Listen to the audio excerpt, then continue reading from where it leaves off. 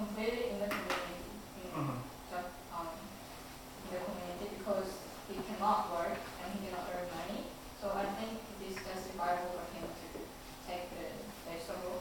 But if it's in the case that let's say there is an adult and if it is realistic to work and earn money, I think it is not justifiable. So if Seta happens to be an adult, now this is interesting, then, and he can work, then he's not justified in doing so.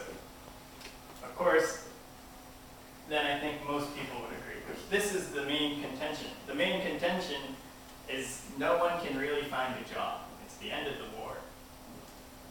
And Seta is young, too young to work, desperate to help his older sister. But the farmer, too, is also poor. Well, yes, he has fruits and vegetables, but he also has a very big family. Perhaps the farmer will be able to survive the war.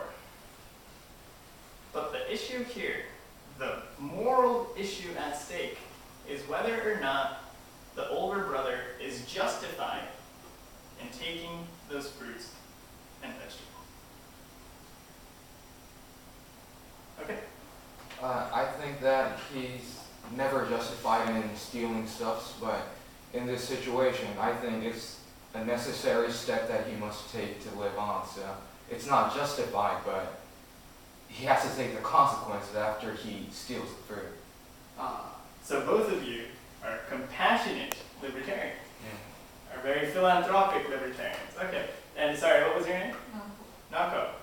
Okay, let's move on to the following, the next case study then, to try to explain this issue a little bit further. We're talking right now, so far we have explored the need to help people.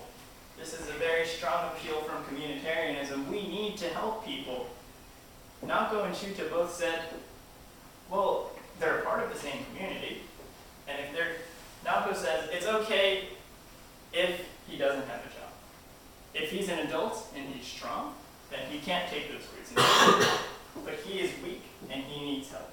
Shuta also says that if someone's about to die, then at times we need to help them. That's a very communitarian argument. At the same time, libertarianism says that nevertheless, even if people are dying, that does not mean that people can take away my money. Takahiro raised this point. Think about this. Nako and Shuta, I want you both to think about this. People in Africa are dying every day. The Japanese can be morally obligated to help people who live in Africa. We can raise our taxes and pay more money to Africa to help those people that are dying. We don't. Unfortunately, we don't do that as much as perhaps we should be doing, because Takahiro says it's unfortunate, but in the end, we're only helping people who reside in our country.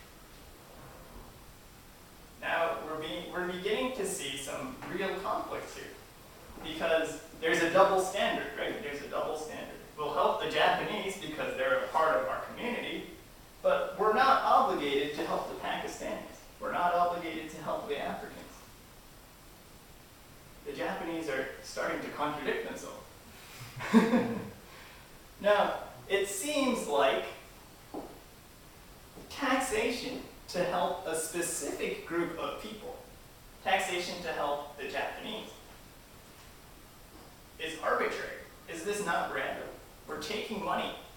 We're forcing people to give the Japanese government money, and the Japanese government is only giving that money, only distributing that money to people that they think deserve it.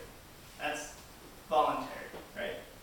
Now, when we're talking about voluntary choice, it fundamentally comes down to whether or not we need to help everybody equally. That's communitarianism. That's global justice, globally distributing everybody's wealth. More ODA, more taxes, more helping each other. That's the very highest. At the middle, we had Takahiro's argument. There are many different communities, and these communities help within the community.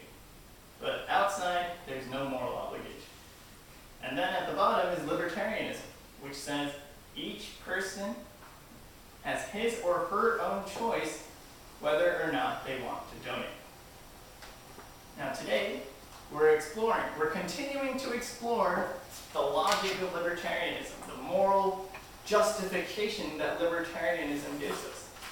Libertarians are not cold-hearted. They're not evil people. What they're saying is people can donate.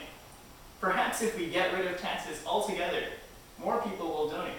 Maybe even more poor people will be able to receive help. Libertarians say it's because we're forcing people to pay that they feel burdened. That's why there isn't so much donation, particularly in countries where people feel they're heavily taxed, like Japan. Let's continue to look at the freedom of voluntary choice that libertarianism tells us is so important, so crucially important. Several years ago, a 79-year-old doctor was taken to jail for assisted suicide. His name was Dr. Jack Todai. He had helped people die peacefully and restfully with one simple injection. Now, libertarians say this is okay. Libertarians say this is okay because whether or not you want someone to kill you is your voluntary choice. Other people say this is not okay because no matter what the reason, even if someone tells you that you can kill them, you cannot take away someone else's life without the right of due process. We examined this last week. So I want you to tell me, are libertarians right in saying that we're allowed to kill people if we have their prior consent? Let's take a poll. Do you think this doctor should have been jailed for helping other people? These were very sick, terminally ill patients, like cancer patients. And they wanted to die peacefully. They wanted no more pain. Was this doctor justified in helping people die? Raise your hand if you think, yes, this doctor did nothing wrong. He was helping people, and it was an act of voluntary choice.